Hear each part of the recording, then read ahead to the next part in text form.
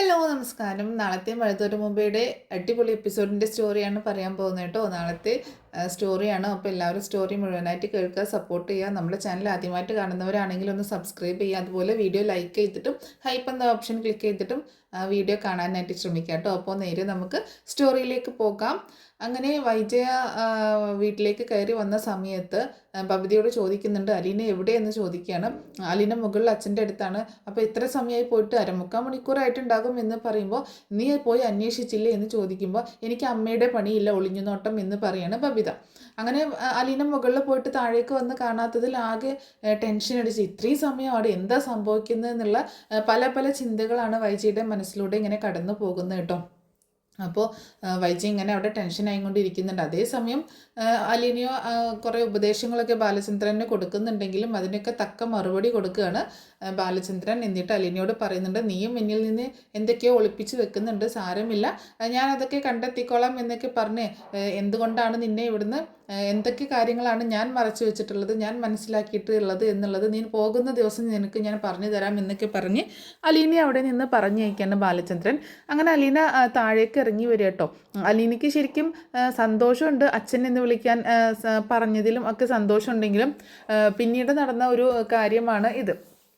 അങ്ങനെ അലീന താഴേക്ക് ഇറങ്ങി വരുന്ന സമയത്ത് വൈജയന്തി അവിടെ ഇങ്ങനെ കാത്തിരിക്കുകയാണല്ലോ അലീന വരുമ്പോൾ ചോദ്യം ചെയ്യാനായിട്ട്. അങ്ങനെ താഴേക്ക് ഇറങ്ങി വരുന്ന സമയത്ത് അലീനയോട് ചോദിക്കുന്നുണ്ട്, ഇത്രയും സമയം നീ എന്ത് ചെയ്യായിരുന്നു അവിടെ എന്ന് ചോദിക്കുമ്പോൾ, ഞാൻ സാറുമായിട്ട് സംസാരിച്ചുകൊണ്ടിരിക്കുകയായിരുന്നു എന്ന് പറയട്ടോ. ഇത്രമാത്രം നിങ്ങൾക്ക് എന്താണ് സംസാരിക്കാനുള്ളത് എന്ന് ചോദിക്കുമ്പോൾ, മാഡം എന്താണ് ഉദ്ദേശിക്കുന്നത് എന്ന് ചോദിക്കുകയാണ്.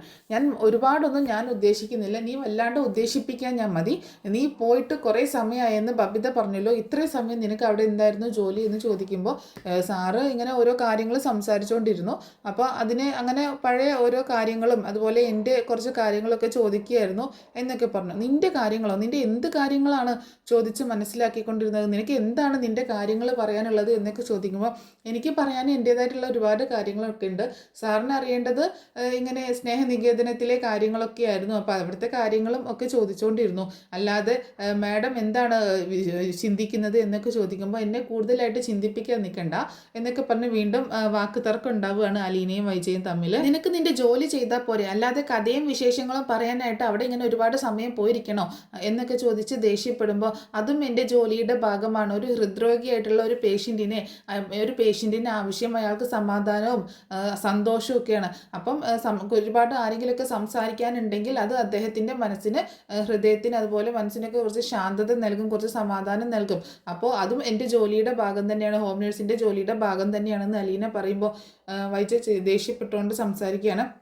ബാലചന്ദ്രനെ ഇവിടെ സംസാരിക്കാൻ ആരൊക്കെയുണ്ട്, എന്നെ വേണ്ട എന്ന് ഓക്കെ, എന്നെ വേണ്ടാന്ന് വെക്കാം, ഇവിടെ മക്കളുണ്ടല്ലോ, മക്കളെ വിളിച്ച് സംസാരിക്കാമല്ലോ, അതൊന്നും പറ്റില്ല, നീ തന്നെ വേണം, എന്താ അതിനർത്ഥം, എന്താണ് അപ്പോൾ അതിൻ്റെ അർത്ഥം എന്നൊക്കെ ചോദിക്കുമ്പോൾ, മാഡം എന്താണ് ഉദ്ദേശിക്കുന്നത് എന്ന് ചോദിക്കാം കേട്ടോ.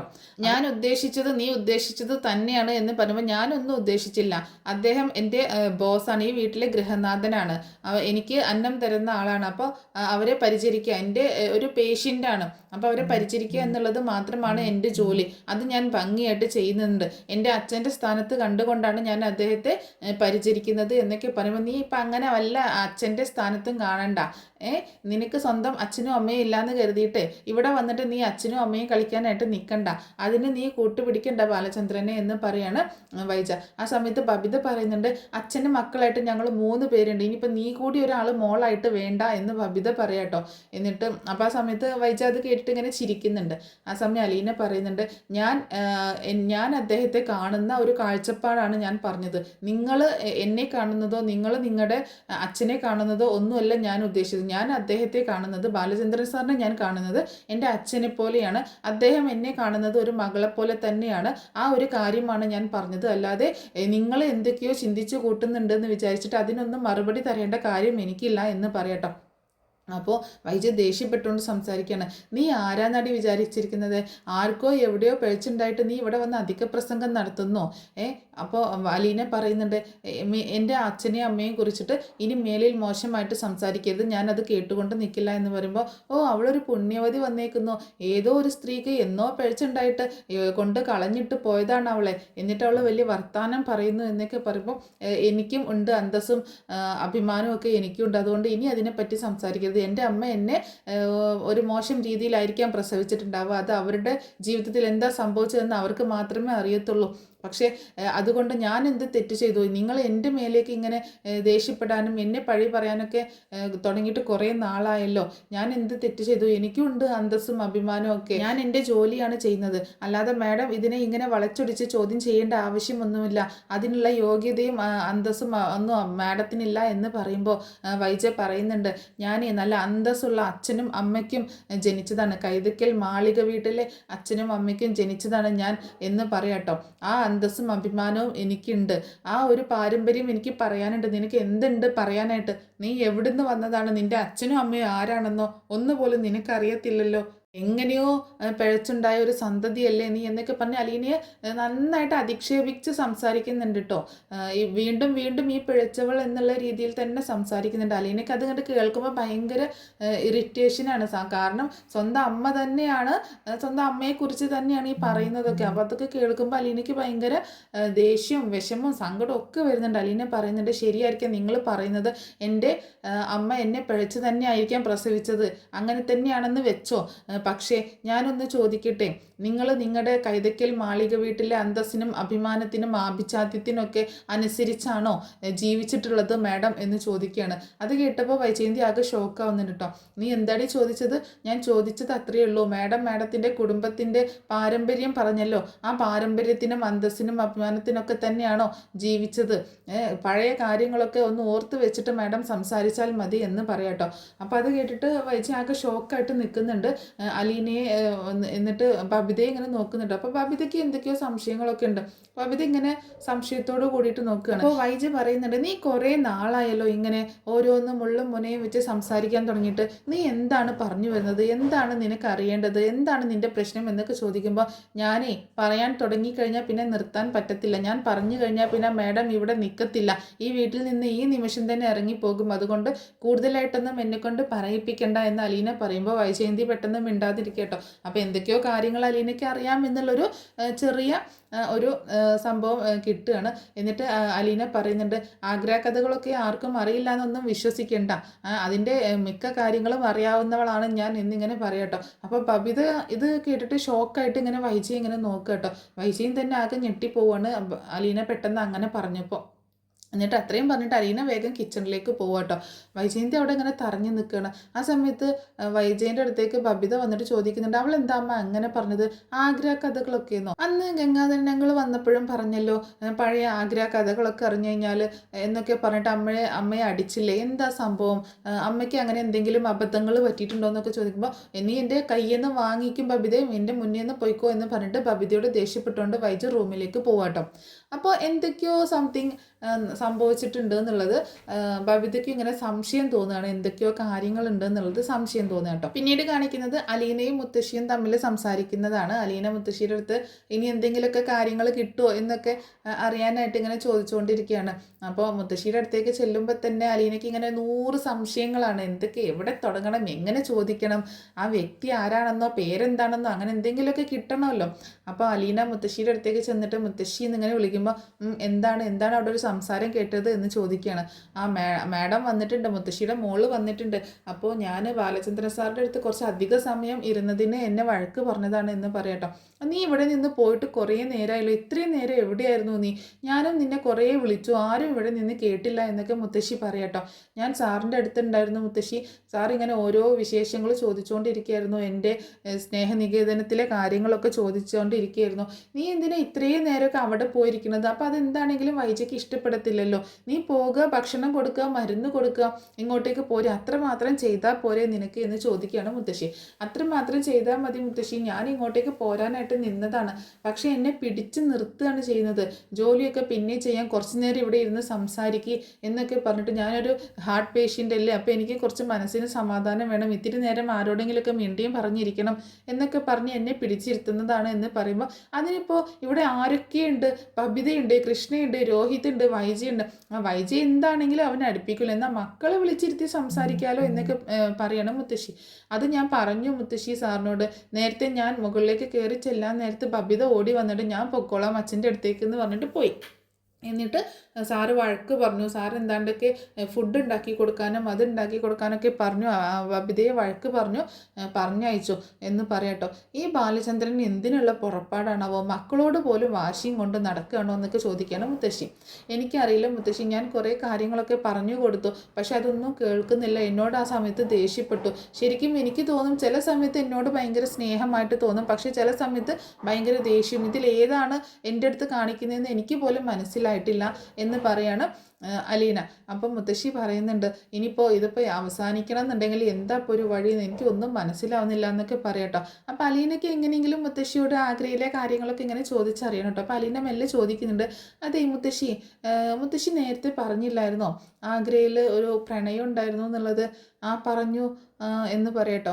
അല്ല മുത്തശ്ശി, ഞാനില്ലേ ഒരു കാര്യം ചോദിക്കാനായിരുന്നു. നിനക്ക് എന്തിനാ അതൊക്കെ ചോദിക്കേണ്ട കാര്യം? ഞാൻ നിന്നോട് പറഞ്ഞിട്ടില്ല എന്നുള്ളത് ശരിയാണ്, ഞാനിപ്പോൾ പറഞ്ഞല്ലോ. ഇനി അതിൻ്റെ പുറകെ മറ്റു കാര്യങ്ങളൊക്കെ അന്വേഷിക്കുന്നത് എന്തിനാണ്?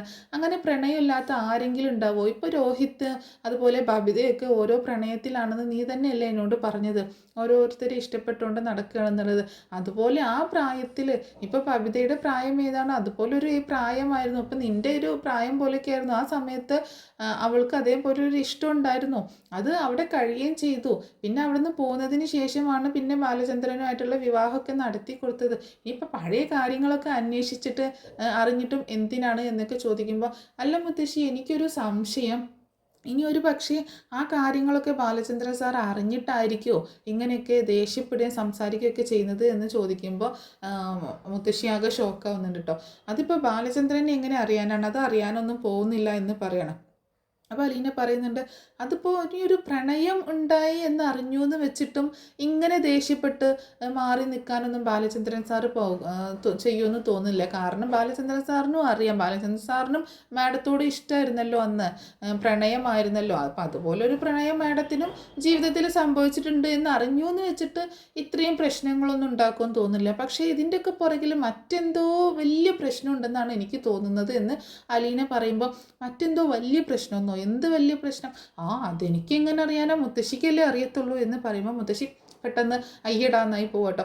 അപ്പോൾ മുത്തശ്ശി പറയുന്നുണ്ട്, എനിക്കൊന്നും അറിയത്തില്ല, വേറെ പ്രശ്നങ്ങളൊന്നുമില്ല എന്ന് പറയണം. അപ്പോൾ അലീന ചോദിക്കുന്നുണ്ട്, അല്ല മുത്തശ്ശി, ഞാൻ ഒരു കാര്യം ചോദിക്കട്ടെ, അന്ന് മാഡത്തിനൊരു പ്രണയം ഉണ്ടായിരുന്നു എന്ന് പറഞ്ഞില്ലേ, ആ ആളുടെ പേരെന്തായിരുന്നു മുത്തശ്ശി? ആ ആൾ എവിടെയുള്ള ആളായിരുന്നു? ഹിന്ദിക്കാരനായിരുന്നോ? ആ നാട്ടിലുള്ള ആളായിരുന്നോ എന്നൊക്കെ ഇങ്ങനെ ചോദിക്കുകയാണേ. അപ്പോൾ മുത്തശ്ശി, നീ എന്തിനാണ് അതൊക്കെ അറിയുന്നത്? അതൊന്നും ഇനി പറഞ്ഞിട്ട് കാര്യമില്ല, അതൊക്കെ കഴിഞ്ഞു പോയ കാര്യങ്ങളല്ലേ എന്ന് ചോദിക്കുകയാണ്. കഴിഞ്ഞു പോയ കാര്യങ്ങളാണ്, ഞാൻ ചുമ്മാ ചോദിച്ചു എന്നേ ഉള്ളൂ. എന്തായിരുന്നു അയാളുടെ പേര്? അതല്ല, ആ നാട്ടിലുള്ള ആളാണോ അതോ കേരളത്തിലുള്ള ആൾ തന്നെയാണോ എന്ന് അറിയാനായിട്ട് ചോദിച്ചതാണ്, അത്രയേ ഉള്ളൂ എന്ന് പറയുമ്പോൾ, അത് ആ നാട്ടിലുള്ള ആളൊന്നുമല്ല, കേരളത്തിലുള്ള ആൾ തന്നെയാണ്. അവിടെ പട്ടാളത്തിലാണെന്ന് ഞാൻ പറഞ്ഞില്ലേ, അവൻ്റെ കൂടെ ഗംഗാധരൻ്റെ കൂടെ പട്ടാളത്തിലുണ്ടായിരുന്ന ഒരാളാണ് എന്ന് പറയട്ടോ. ആ ആളുടെ പേര് മുത്തശ്ശിക്ക് ഓർമ്മയുണ്ടോ എന്ന് ചോദിക്കുകയാണേ. ആ പേര് എന്താണ്ടോ ഒരു പേരായിരുന്നു, പേരൊക്കെ ഞാൻ മറന്നുപോയി. പക്ഷേ മെയിൻ റീസൺ അതൊന്നും അല്ലായിരുന്നു. എങ്ങനെയെങ്കിലും കല്യാണമൊക്കെ കഴിപ്പിച്ച് കൊടുക്കാമായിരുന്നു. പക്ഷേ അതും അന്യജാതിയിൽപ്പെട്ട ഒരാളായിരുന്നു, അന്യമതത്തിൽപ്പെട്ട ഒരാളായിരുന്നു. അതുകൊണ്ട് കുഞ്ഞിരാമേട്ടനും അതുപോലെ ഗംഗാരനും ആരും അതിനോട് അനുകൂലിച്ചില്ല. അങ്ങനെയാണ് ആ പ്രണയം ഒഴിവാക്കിയത്. അപ്പോൾ അലീന ആകെ ഷോക്കാവുന്നുണ്ട് കേട്ടോ. അപ്പോൾ അന്യമതത്തിൽപ്പെട്ട ആളെന്ന് പറയുമ്പോൾ അലീന ചോദിക്കുന്നുണ്ട്, മുസ്ലിം ആയിരുന്നോ അതോ ക്രിസ്ത്യൻ ആയിരുന്നോ എന്നിങ്ങനെ ചോദിക്കുകയാണ്. അതൊന്നും നീ അറിയേണ്ട കാര്യമില്ല അലീന, നീ എന്തൊക്കെയാണ് ചോദിച്ചുകൊണ്ടിരിക്കുന്നത്? അതിനിപ്പോൾ മുസ്ലിമോ ക്രിസ്ത്യനോ എന്തെങ്കിലും ആവട്ടെ എന്നേ. അല്ല മുത്തശ്ശി, ഞാൻ ചോദിച്ചു എന്നേ ഉള്ളൂ മുത്തശ്ശി, ഞാനിപ്പോൾ ഇത് അറിഞ്ഞു വെച്ചിട്ട് എനിക്കൊന്നും കിട്ടാനൊന്നും പോകുന്നില്ല, ഞാനിപ്പോൾ ഇത് ആരോട് പറയാനും പോകുന്നില്ല, ഞാൻ ചോദിച്ചു എന്നല്ലോ എന്ന് പറയുമ്പോൾ അലീനയോട് മുത്തശ്ശി പറയുന്നുണ്ട്, അതൊരു ക്രിസ്ത്യൻ ആയിരുന്നു എന്നാണ് എൻ്റെ ഒരു ഓർമ്മ എന്ന് മുത്തശ്ശി പറയാം കേട്ടോ. അപ്പോൾ അലീന അങ്ങനെ പെട്ടെന്ന് ഷോക്കാവുന്നുണ്ട്. കാരണം ഒരു ക്രിസ്ത്യൻ യുവാവുമായിട്ടായിരുന്നു അമ്മയ്ക്ക് പ്രണയം ഉണ്ടായിരുന്നത്. അപ്പോൾ തൻ്റെ അച്ഛനൊരു ക്രിസ്ത്യനാണ് എന്നുള്ളൊരു ചിന്ത വരികയാണ്. അപ്പം താനും ഒരു ക്രിസ്ത്യൻ കമ്മ്യൂണിറ്റിയിലാണ് വളർന്നതും, തൻ്റെ പേരും ഒക്കെ അങ്ങനെയാണല്ലോ. അപ്പോൾ അലീനയ്ക്ക് എന്തോ ഒരു കണക്ഷൻ തോന്നുക കേട്ടോ. അപ്പോൾ തൻ്റെ അച്ഛൻ ഒരു ക്രിസ്ത്യനാണ് എന്ന് പറയുമ്പോൾ എന്തോ ഒരു അറ്റാച്ച്മെൻറ്റ് ഇങ്ങനെ തോന്നുന്നുണ്ട് അലീനയ്ക്ക്. അപ്പോൾ അലീന ചോദിക്കുന്നുണ്ട്, പേരറിയാമോ മുത്തശ്ശി? അയാളുടെ പേരറിയാമോ, അദ്ദേഹത്തിൻ്റെ പേരറിയാമോ എന്ന് ചോദിക്കുമ്പോൾ, ആ പേരൊന്നും എനിക്ക് ഓർമ്മയില്ല എന്ന് പറയണേ. അപ്പോൾ അലീനയ്ക്ക് നിരാശയാവുന്നുണ്ട് കേട്ടോ. എന്താ അപ്പോൾ ഇനിയിപ്പോൾ പേരറിയണം, എങ്ങനെയെങ്കിലും ഒക്കെ പേരറിഞ്ഞ് മനസ്സിലാക്കാമെന്ന് വിചാരിച്ചപ്പോൾ പേരൊന്നും അറിയാൻ പറ്റുന്നില്ല. അപ്പോൾ നീ അതിനെപ്പറ്റി കൂടുതൽ ഇനി സംസാരിക്കാനൊന്നും പോകണ്ട. ഇവിടെ ആരോടെങ്കിലും നീ അതെങ്ങാനും പറഞ്ഞു എന്ന് അറിഞ്ഞു കഴിഞ്ഞാൽ ഇപ്പം നിന്നെ സപ്പോർട്ട് ചെയ്യുന്ന ഞാൻ തന്നെ നിന്നെ ഇവിടെ നിന്ന് ഇറക്കി വിടും. അതുകൊണ്ട് നീ കൂടുതൽ വിളച്ചിലെടുക്കാനൊന്നും നിൽക്കണ്ട എന്ന് പറയുമ്പോൾ എൻ്റെ പൊന്നു മുത്തശ്ശി ഞാനിത് ആരോട് പറയാനാണ് എന്നൊക്കെ പറയണേ. നീ ആരോടും പറയില്ലായിരിക്കും, പക്ഷേ നീ ഇടയ്ക്കിടയ്ക്ക് വൈജി നിന്നെ ചൊറിയാൻ വരുമ്പോൾ എന്തെങ്കിലും കാര്യങ്ങൾ നീ അങ്ങോട്ടേക്ക് ഇട്ട് കൊടുക്കും. അതിനല്ലേ നീ ഇതൊക്കെ ചോദിച്ച് വാങ്ങുന്നത് എന്ന് ചോദിക്കുമ്പോൾ എൻ്റെ പൊന്നു മുത്തശ്ശി അതൊക്കെ ഞാൻ ചിലപ്പോൾ ഇട്ട് കൊടുക്കും, പക്ഷെ ഞാൻ കൂടുതലായിട്ടൊന്നും വിഷമിപ്പിക്കത്തില്ല കേട്ടോ എന്നൊക്കെ ഞാൻ പറയുന്നുണ്ട് കേട്ടോ. എന്നിട്ട് പിന്നെ മുത്തശ്ശി പറയുന്നുണ്ട് ഞാനൊന്ന് കിടക്കട്ടെ എന്ന് പറഞ്ഞിട്ട് പിന്നെ മുത്തശ്ശി അവിടെ കിടക്കുകയാണ്. അപ്പോൾ അലീന ഇതിങ്ങനെ ആലോചിച്ചുകൊണ്ടിരിക്കുക കേട്ടോ. തൻ്റെ അച്ഛനൊരു ക്രിസ്ത്യനാണ്, അപ്പോൾ അമ്മയ്ക്ക് അങ്ങനെ ഒരു പ്രണയം ഉണ്ടായിരുന്നു എന്നുള്ള കാര്യങ്ങളൊക്കെ അലീന ഓൾറെഡി അറിഞ്ഞതാണല്ലോ, അറിയണതാണല്ലോ. അലീന ചിനിക്കാൻ തന്നെ കാരണം ഇതാണല്ലോ. അങ്ങനെ പിന്നീട് കാണിക്കുന്നത് അലീന കിച്ചണിൽ ഇങ്ങനെ ജോലി ചെയ്തുകൊണ്ട് നിൽക്കുന്ന സമയത്ത് ബബിതയും വൈജയും കൂടെ അങ്ങോട്ടേക്ക് വരുന്നുണ്ട് കേട്ടോ. അപ്പോൾ ബബിത ആദ്യം വരുന്നത്, ബബിത വന്നിട്ട് അലീനയോട് ഇങ്ങനെ ഓരോന്ന് പറഞ്ഞ് ദേഷ്യപ്പെട്ടുകൊണ്ടിരിക്കുകയാണ്. നിന്നോട് ഇവിടെ നിന്ന് പോവാൻ പറഞ്ഞിട്ടോ നീ പോയില്ല, പിന്നെ എന്തിനാണ് നീ അച്ഛൻ്റെ കാര്യങ്ങളിൽ കൂടുതൽ ഇടപെടുന്നത്? നിനക്ക് അച്ഛനെ എന്തെങ്കിലും കൊണ്ടുപോയി കൊടുക്കാനുണ്ടെങ്കിൽ അത് കൊടുത്തിട്ട് ഇങ്ങോട്ട് പോന്നാൽ പോരെ, ഒരുപാട് സമയം അവിടെ സ്പെൻഡ് ചെയ്യുന്നത് എന്തിനാണ് എന്നൊക്കെ പറഞ്ഞിങ്ങനെ ദേഷ്യപ്പെട്ട് സംസാരിക്കുകയാണ്. ഇതൊക്കെ വൈജ പഠിപ്പിച്ച് വിട്ടേക്കുന്നതാണ് ബബിതയെ ചോദിക്കാനായിട്ട് പറഞ്ഞയച്ചേക്കട്ടെ. അപ്പം മക്കളും കൂടി അവളുടെ കൂടെ നിന്ന് സപ്പോർട്ട് ചെയ്യുന്നുണ്ടെന്നുള്ളത് കാണിക്കാനും കൂടി വേണ്ടിയിട്ടാണ് ബബിതയെ ഇങ്ങനെ പറഞ്ഞയച്ചേക്കുന്നത്. അപ്പോൾ ബബിത ഇങ്ങനെ ചോദ്യം ചെയ്തുകൊണ്ടിരിക്കുന്ന സമയത്ത് തന്നെ വൈജയും അങ്ങോട്ടേക്ക് മെല്ലെ വരുന്നുണ്ട് കേട്ടോ. അപ്പോൾ വൈജ വന്നിട്ടാണെങ്കിൽ അവിടെ കിച്ചണിൽ ഇങ്ങനെ എന്തോ സാധനം എടുക്കാൻ വന്നതുപോലെ, അവൾക്ക് വൈജയ്ക്കുള്ള ഭക്ഷണം വൈജയാണല്ലോ ഉണ്ടാക്കുന്നത്, അപ്പോൾ ആ ഭക്ഷണം ഉണ്ടാക്കാനായിട്ട് ഇങ്ങനെ നോക്കുകയാണ്. ആ സമയത്ത് അലീനയോട് ഇങ്ങനെ പറയുന്നുണ്ട്, നീ എന്തിനാണ് അച്ഛൻ്റെ റൂമിലേക്ക് ഏത് സമയം കയറിപ്പോണത്? അച്ഛന് നിന്നെ മാത്രമേ കണ്ടാൽ മതി, ഞങ്ങൾ ആരെയും കാണണ്ട, നീ പറയണത് അനുസരിക്കണം എന്നൊക്കെയാണ് അച്ഛൻ പറയുന്നത്. നീ ആരാണ് നീ ഇവിടുത്തെ വെറും വേലക്കാരിയല്ലേ എന്നൊക്കെ പറഞ്ഞ് ബബിത ഇങ്ങനെ ഷൗട്ട് ചെയ്യുമ്പോൾ അലീന പറയുന്നുണ്ട് ബബിതയോട്, അതെ ഞാൻ നിന്നെപ്പോലെ അത്രയ്ക്ക് ചീപ്പല്ല, നീ വല്ല അലവലാതി ചെറുക്കന്മാരെയും വീട്ടിൽ വിളിച്ച് കയറ്റിയിട്ട് നിന്റെ ബെഡ്റൂമിലോട്ട് കൂട്ടിക്കൊണ്ടു പോകുന്നത് പോലെയല്ല ഞാൻ നിന്റെ അച്ഛൻ്റെ റൂമിലോട്ട് കയറി ചെല്ലുന്നത്. ഞാൻ നിന്റെ അച്ഛൻ്റെ റൂമിലോട്ട് കയറി ചെല്ലുന്നത് ആ അച്ഛൻ്റെ മകളായിട്ടാണ്, ആ മകളെപ്പോലെ കണ്ടിട്ടാണ്, ഞാൻ എൻ്റെ അച്ഛനെ പോലെ കണ്ടിട്ടാണ് എന്ന് അലീന ഇങ്ങനെ പറയട്ടോ. ആ പറയണത് അലീന പറഞ്ഞത് കേട്ടതും ബബിത ആകെ പേടിച്ചു പോകുന്നുണ്ട്. കാരണം ഈ സംഭവങ്ങളൊന്നും വൈജയന്തി അറിഞ്ഞിട്ടില്ല. വൈജയന്തി ആകെ ഷോക്കാവുന്നുണ്ട് കേട്ടോ ഈ കാര്യം കേട്ടതും.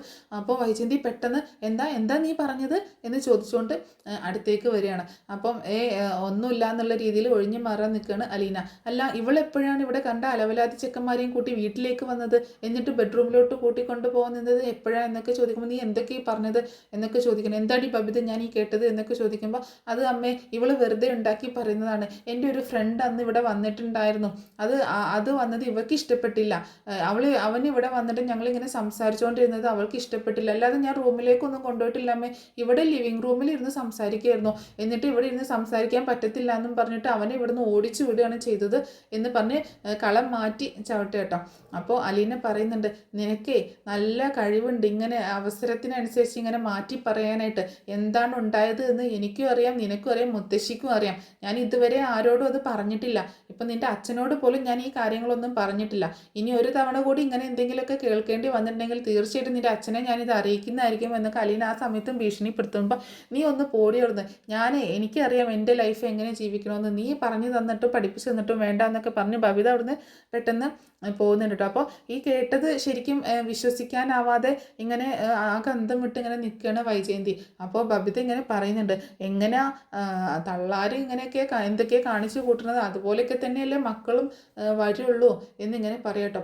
അമ്മമാർ ഇങ്ങനെ പണ്ടത്തെ കാലത്ത് എന്തൊക്കെ കാണിച്ചു കൂട്ടിയിട്ടുണ്ടോ ആ ഒരു സ്വഭാവം തന്നെ മക്കളിലും വരുള്ളൂ എന്നിങ്ങനെ പിറുപിറുക്കുകയാണ്.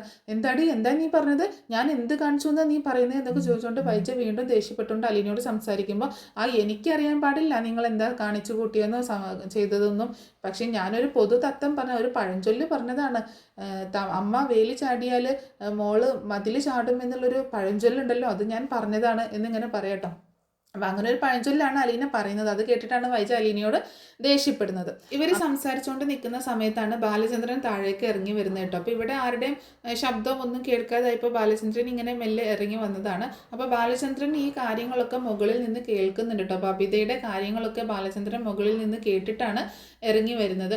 അപ്പോൾ താഴേക്ക് ഇറങ്ങി വന്നതിന് ശേഷം അലീനയോട് ചോദിക്കുന്നുണ്ട്, നീ ഇപ്പോൾ എന്താണ് പറഞ്ഞത് അലീന, ഇവിടെ ആരെ കൂട്ടിക്കൊണ്ടുവന്നെന്നാണ്, ബബിത ആരെ കൂട്ടിക്കൊണ്ടുവന്നു എന്നാണ് നീ പറഞ്ഞത്, ഇതുവരെ ഇതുവരെ നീ ആരോടും എന്താ പറയാഞ്ഞത്, എന്നോട് പറഞ്ഞില്ലല്ലോ എന്നൊക്കെ പറയുമ്പോൾ അത് സാർ അങ്ങനെ എന്നൊക്കെ പറഞ്ഞിട്ട് ഇങ്ങനെ പറയാൻ മടിച്ച് നിൽക്കുമ്പോൾ ബബിതയാണെങ്കിൽ ആകെ പേടിച്ച് നിൽക്കുകയാണ്. ആ സമയത്ത് ബാലചന്ദ്രൻ പറയുന്നുണ്ട്, അലീന അവിടെ വർക്ക് ഏരിയയിലേ ആ വാഷിംഗ് മെഷീൻ്റെ പുറകിൽ ഒരു ചൂരൽ ഇരിപ്പുണ്ട്, അതൊന്ന് എടുത്തുകൊണ്ട് വാ എന്ന് പറഞ്ഞ് അലീനയെ പറഞ്ഞേക്കട്ടോ. അപ്പോൾ ആകെ പേടിച്ച് നിൽക്കുകയാണ് ബബിത. അതുപോലെ വൈജയന്തി ഇവിടെ എന്താ സംഭവിക്കുന്നത് കാണട്ടെ എന്നുള്ള രീതിയിൽ നിൽക്കുകയാണേ.